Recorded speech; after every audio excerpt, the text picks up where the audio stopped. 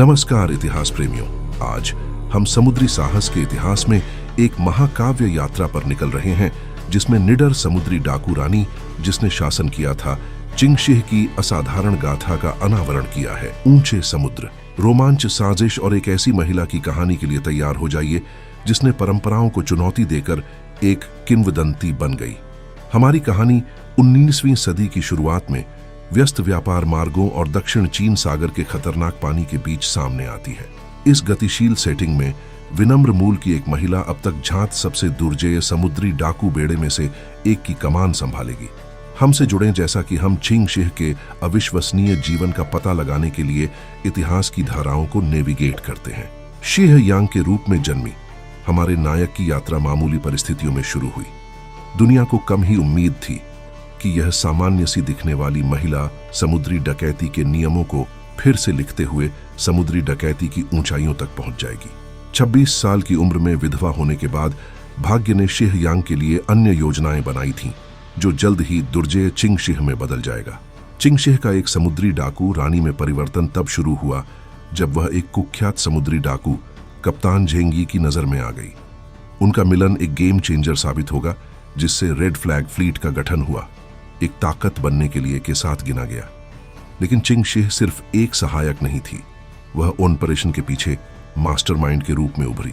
सैकड़ों जहाजों के एक बेड़े की कल्पना करें, उनके पाल अशुभ लाल झंडों से सजे हुए हैं जो अद्वितीय सटीकता के साथ समुद्र के माध्यम से चल रहे हैं। चिंगशिह की रणनीतिक प्रतिभा और एक सामान्य कोड के तहत विविध समुद्री डाकू दल को एकजुट करने की उनकी क्षमता उन्हें बेजोड़ चालाक नेता के रूप में अलग करती है और निर्ममता। आइए उन इतिहासकारों की अंतर्दृष्टि पर गौर करें जिन्होंने चिंगशिह की विरासत का अध्ययन किया है। एक प्रतिष्ठित समुद्री इतिहासकार डॉ मेई लिंग समुद्री डाकू रानी की प्रतिभा पर विचार करते हुए कहते हैं, चिंगशिह सिर्फ एक समुद्री डाकू रानी नहीं थी, वह एक रणनीतिक प्रवर्तक थी जिन्होंने समुद्री डकैती के संचालन में क्रांति ला दी। फिर भी चिंगशिह की कहानी आसान नहीं थी। चीनी, ब्रिटिश और पुर्तगाली सहित सरकारों ने रेड फ्लैग बेड़े को कुचलने की कोशिश की। हालांकि कभी रणनीतिज्ञ रहे चिंगशिह ने चीनी सरकार के साथ एक समझौते पर बातचीत करके कई लोगों को आश्चर्यचकित कर दिया, अपने और अपने दुर्जेय दल के लिए माफी सुनिश्चित करना। आइए चिंगशिह के कुख्यात समुद्री डाकू कोड पर करीब से नजर डालें। नियमों का एक सेट जो उसके कर्मचारियों के व्यवहार को नियंत्रित करता है।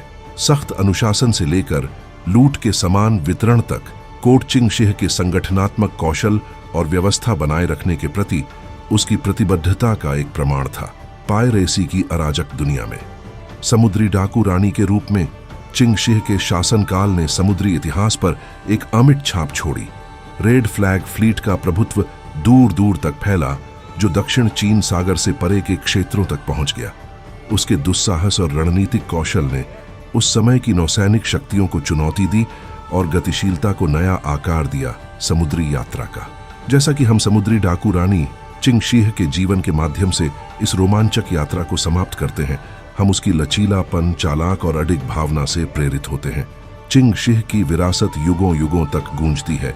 इस तथ्य का एक प्रमाण है कि यहाँ भी ऊंचे समुद्रों की दुनिया में एक मनमौजी व्यक्ति कथा को फिर से लिख सकता है। तो इतिहास की सबसे अपरंपरागत शख्सियतों की अधिक कहानियों के लिए लाइक बटन दबाना, सदस्यता लेना और अधिसूचना घंटी बजाना न भूलें। हमारे अगले साहसिक कार्य तक उत्सुक रहें, साहसी बने रहें और उन अनोखी कहानियों की खोज करते रहें जिन्होंने हमारी दुनिया को आकार दिया है।